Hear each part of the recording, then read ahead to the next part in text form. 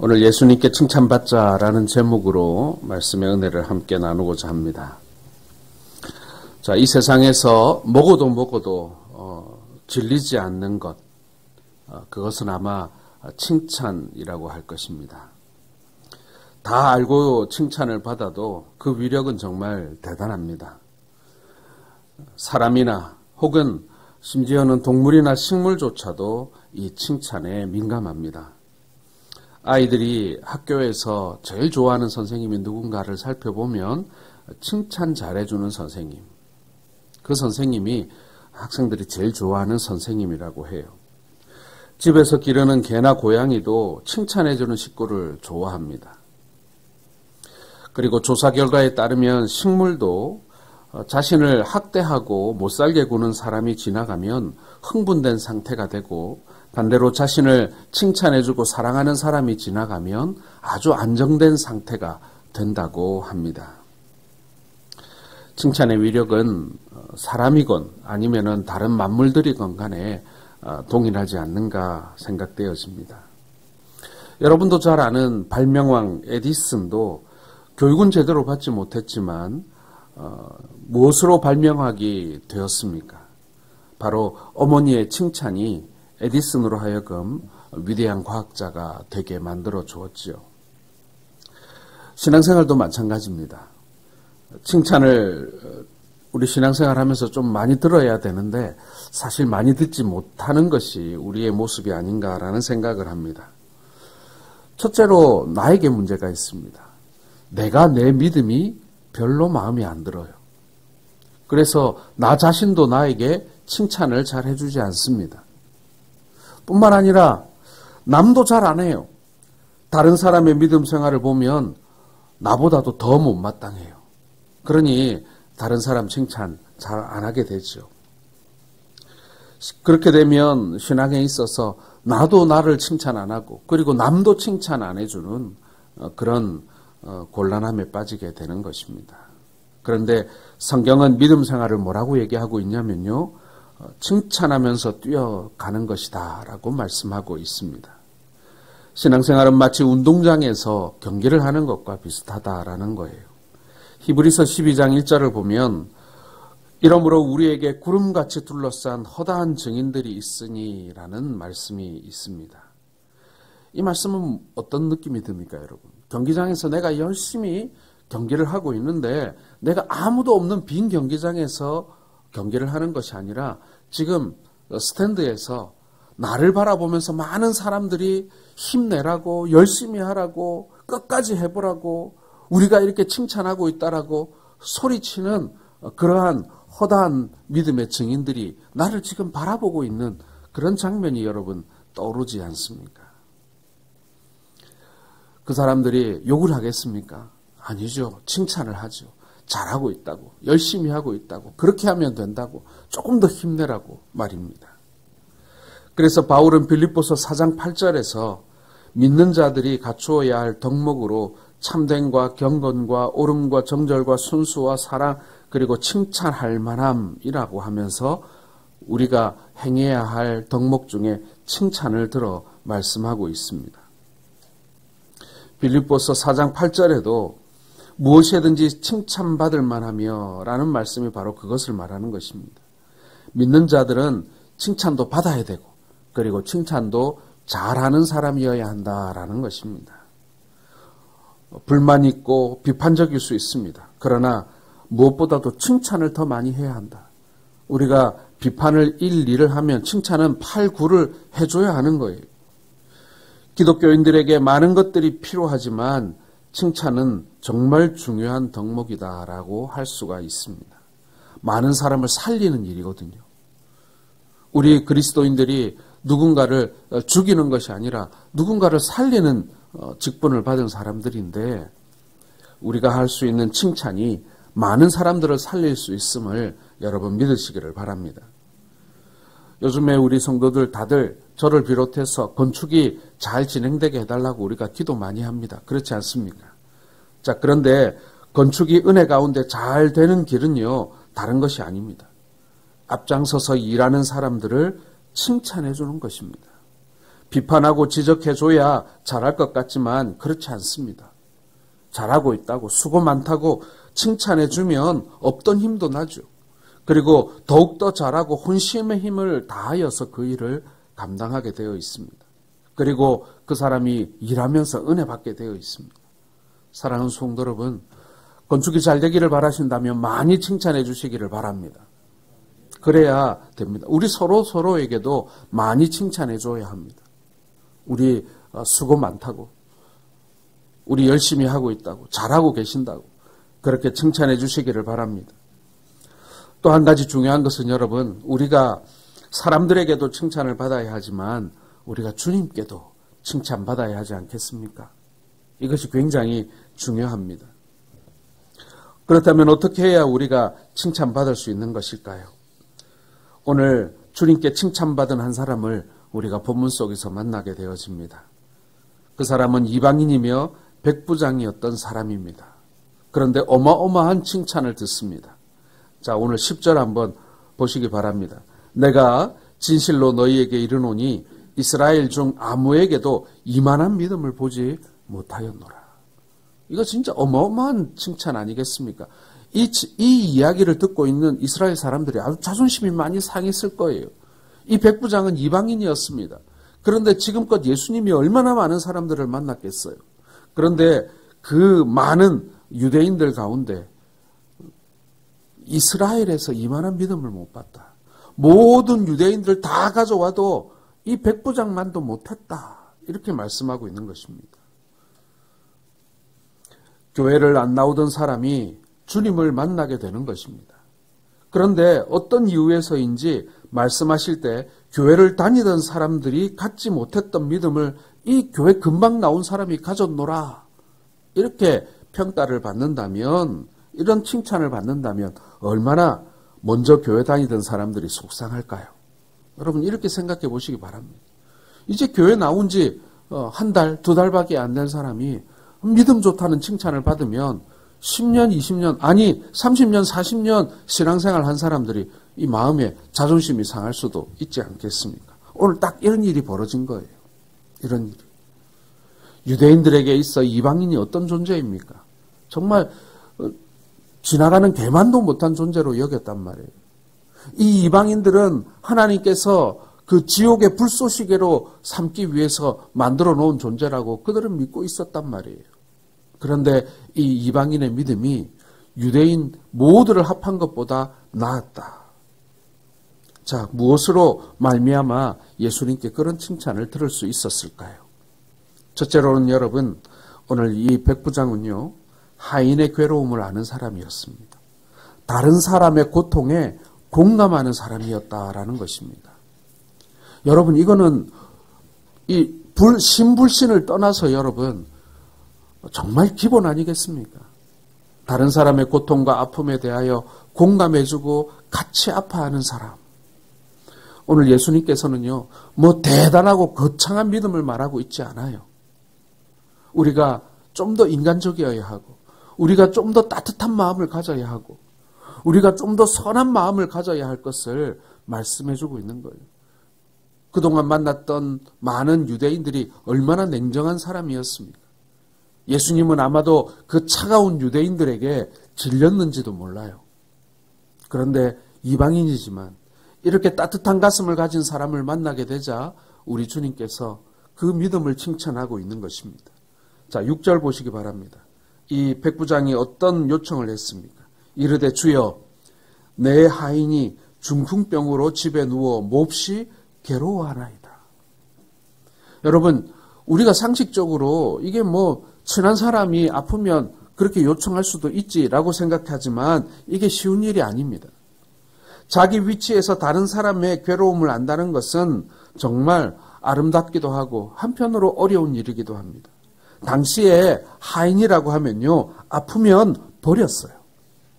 치료해 주는 것이 아니라 아유 이제 쓸모가 다 했네 그러면서 그냥 갖다 버리는 게 아무 죄책감이 없는 그런 사회였습니다. 그런데 아마 백부장은 이 하인의 병을 고치려 한 것 같습니다. 다른 방법도 써봤겠죠. 좋은 약도 써보고 좋은 의사도 불러봤을 겁니다. 그런데 안 되니까 오늘 예수님께 나와서 제 하인을 좀 고쳐주옵소서라고 지금 요청하고 있는 것입니다. 얼마나 고통스러워하고 있는지, 그 중풍병으로 고통스러워하고 있는 그 하인을 보는 것이 너무 가슴이 아픕니다. 그거예요. 가버나움으로 오신 그 예수님을 찾아가 이런 요청을 하고 있는 것입니다. 자신의 병 때문에 찾아오는 것도 믿음이 필요한데 하인의 병 때문에 만나고자 한 것입니다. 이 백부장은 식민지를 지배하고 있는 장교입니다. 반면에 예수님은 당시에 조금 위험한 인물로 여겨졌던 분입니다. 그럼에도 자신의 하인 때문에 예수님을 만난 겁니다. 자신의 아내나 자신의 자식 때문이 아니라 한낱 하인의 그 병 때문에 위험한 혹은 사람들에게 도리어 억울한 누명을 쓸 수도 있는 그런 예수님을 만났다라는 것입니다. 그러니 예수님께 칭찬받지 않을 수가 없었던 것이죠. 우리가 다른 사람의 아픔을 안다는 것, 사실은 이것만으로도 칭찬받을 만합니다. 왜냐하면 다른 사람을 이해한다는 것이 어려워져가는 세상이기 때문에 그런 것입니다.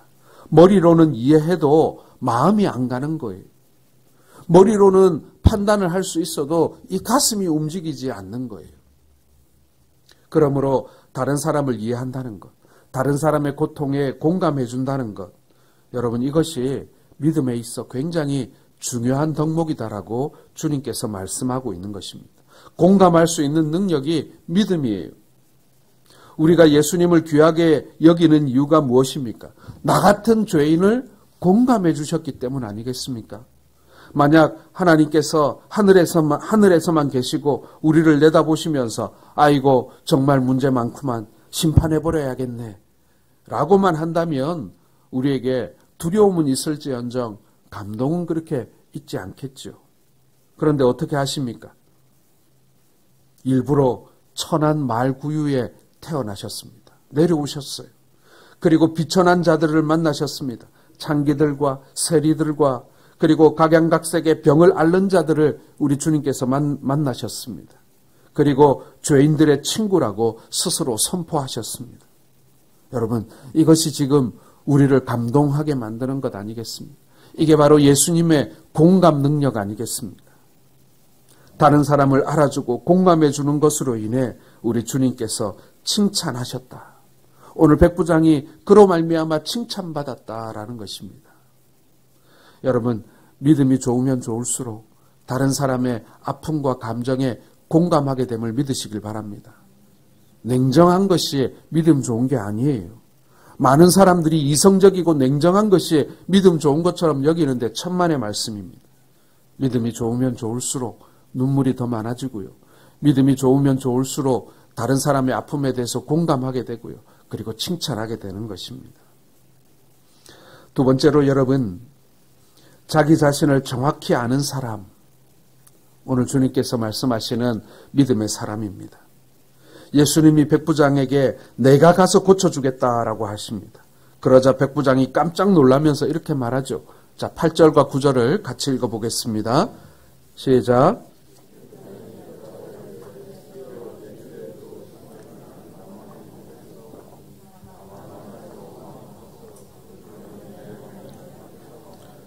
나도 남의 수하에 있는 사람이요 내 아래에도 군사가 있으니 이더러 가라 하면 가고 저더러 오라 하면 오고 내 정도로 이것을 하라 하면 하나이다.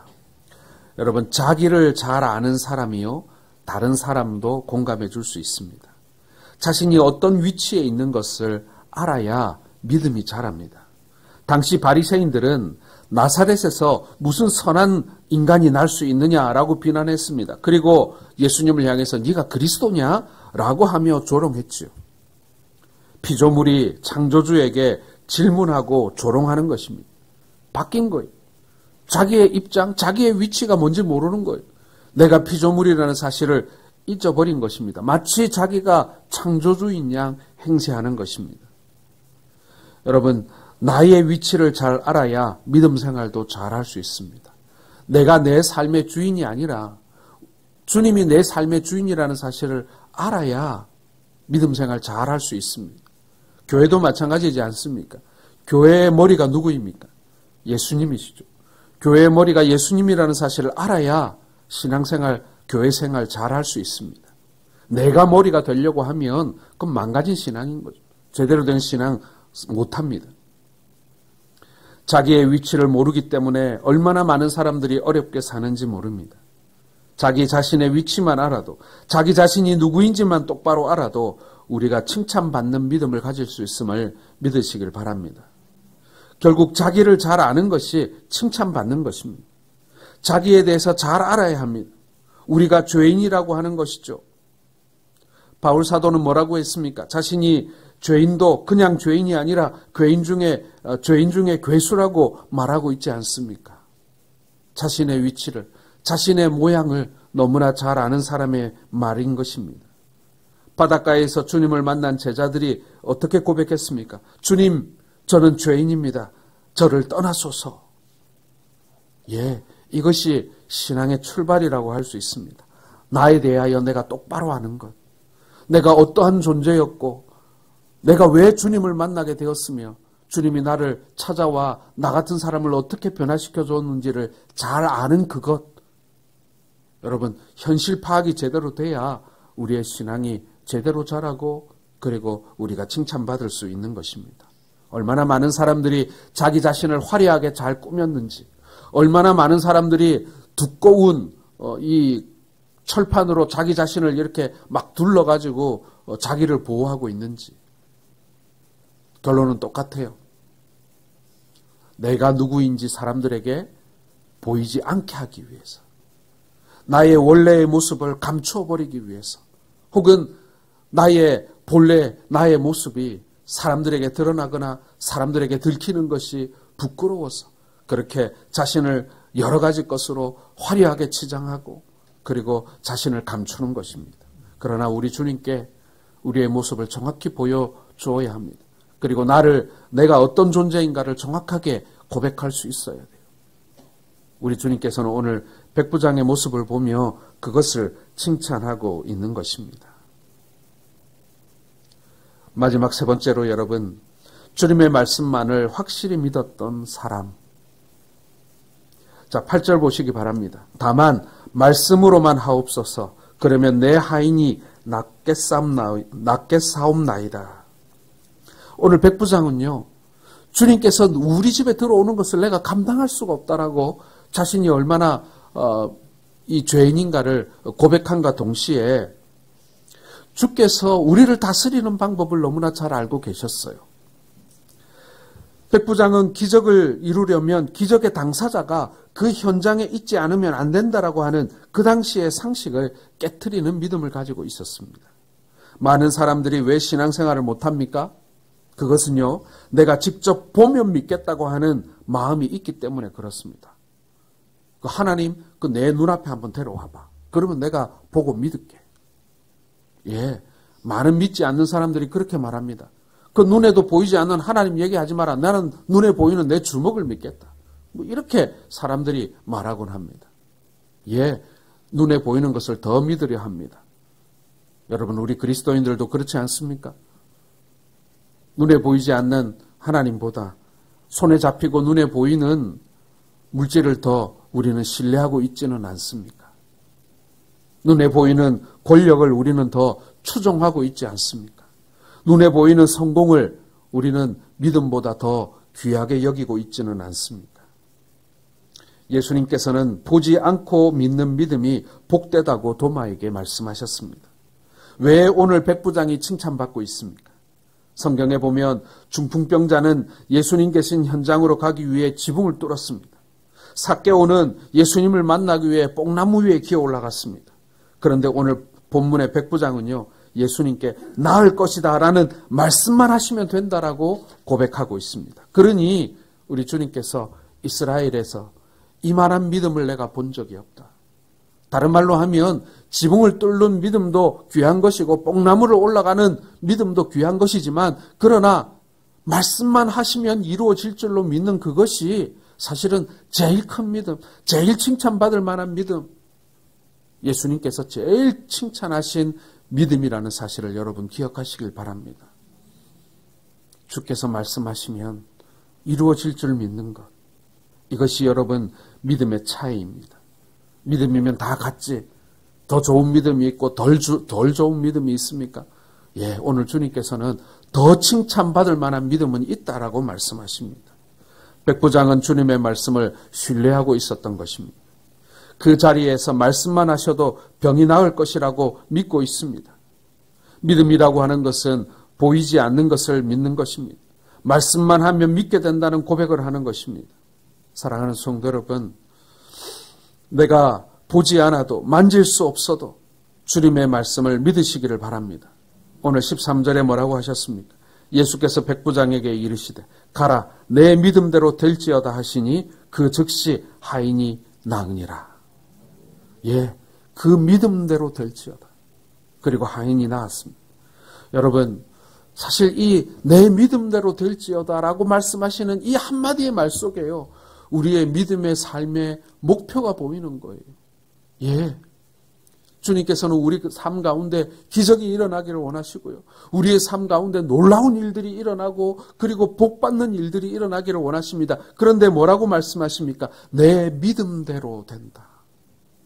내 믿음대로 된다. 우리가 나의 믿음에 대해서는 관심이 없으면서 받을 것에 너무 많은 관심을 가지고 있는 것은 아닙니까? 나의 믿음이 성장하면 성장한 만큼 하나님께서는 더 놀라운 일들이 나의 삶 가운데 많이 일어난다고 말씀하고 있는 거예요.